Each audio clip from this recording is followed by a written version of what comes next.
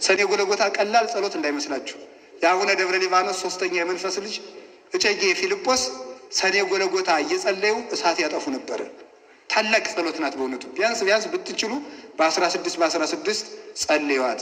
ስለዚህ ደግሞ እዚህ ደግሞ አዲስ አበባ ደግሞ ሐመረ ኖህ ኪዳነ ምሕረት አለች አይደል? ሌላም ብዙ ኪዳነ ምሕረት አለ አይደል?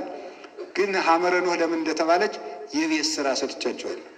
እንጦጦ ኪዳነ ምሕረት ለምን ሐመረ ኖህ እንደተባለች እሷን ሰጥቻቸዋለሁ። ኪዳነ ምሕረት ቀድሞ ኖህን በጥላዋ አሻግረዋለች።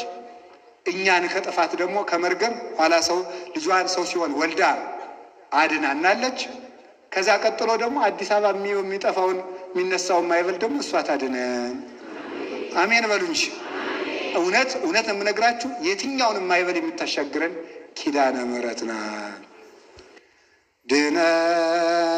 ድነትን የምትሹ ምእመናን በሙሉ